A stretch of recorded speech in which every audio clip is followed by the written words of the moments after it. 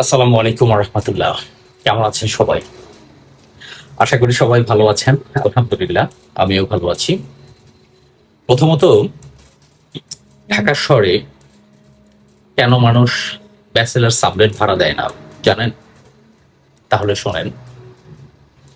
একবার husband wife একটা flat বাসা ভাড়া নিছে, 2 রুমের ফ্ল্যাট। তো হাজব্যান্ড ওয়াইফ যেহেতু তাদের একটা রুম হলেই যথেষ্ট, বাকি একটা রুম তারা সাবলেট ভাড়া দেবে। তো অ্যাট এ টাইমে তারা হচ্ছে অনেক খোঁজাখুঁজি করে একজন ছেলে ব্যাচেলার ভাড়াটিয়া পাইছে। ভালো কথা, ভাড়াটিয়াকে উঠালো। তো ব্যাচেলার লোকটা বেচারা চিন্তা করলো যে আমি একা মানুষ থাকি, আমি আলাদা একটা ওয়াইফাই নিব। তো পাশের রুমে যারা আছে তাদের ওয়াইফাইটাই আপাতত ব্যবহার করি। তো সেই হিসাবে আহ, সে তাদের ওয়াইফাই পাসওয়ার্ডটা চাইলো তার ওয়াইফের কাছে। তার ওয়াইফের পাসওয়ার্ডটা দিছে। ভালো কথা, বেচারা প্রায় 5-6 মাস ছিল এই তাদের ওয়াইফাইটা সে কন্টিনিউ ব্যবহার করেছে। তো 5-6 মাস পরে উনি এখান থেকে চলে যাবে। চলে যাওয়ার সময় উনি একটা চিঠি লিখে গেছে। চিঠিটা হাজবেন্ডের কাছে লিখেছে, হাজবেন্ড বরাবর। চিঠিটা লেখা ছিল, প্রিয় ভাই, পত্রের শুরুতে আমার সালাম ও আন্তরিক ভালোবাসা নিবেন। আমি দীর্ঘ 5-6টা মাস আপনার বাসায় ছিলাম। আমি আপনার ওয়াইফকে প্রচুর ব্যবহার করেছি, নিজের মন ভরে ব্যবহার করেছি, মন খুশি মতো ব্যবহার করেছি, যেভাবে ইচ্ছা সেভাবে ব্যবহার করেছি।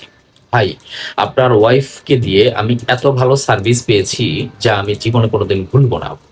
এত ভালো সার্ভিস ছিল যেটা আমি কোনোদিন ভুলবো না। আমার জীবনে আমি কোনোদিন এত ভালো ওয়াইফের সার্ভিস আমি পাই নাই। আমি ভীষণ আনন্দিত, ভীষণ খুশি।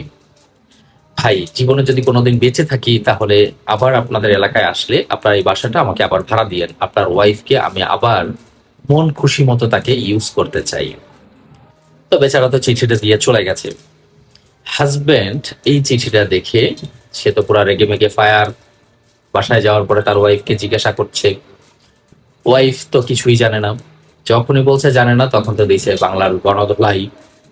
তো গণদোলাই দেওয়ার পরে অ্যাট এ টাইমে এসে সে ডিভোর্স দিয়ে দিছে, যেহেতু হাজবেন্ডের কাছে এত বড় একটা প্রমাণ যে তার ওয়াইফ অন্য পুরুষের সাথে পরকীয়া করছে, সে তার সাথে বাজে কাজে লিপ্ত হয়ে গেছে, স্বাভাবিক।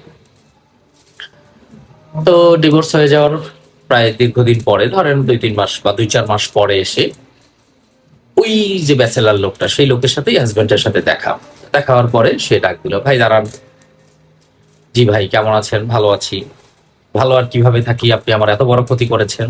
কেন ভাই, কি ক্ষতি করলাম আমি? আপনাকে বিশ্বাস করে আমার বাসা ভাড়া দিয়েছি, আপনি আমার বাসায় ভাড়া ছিলেন।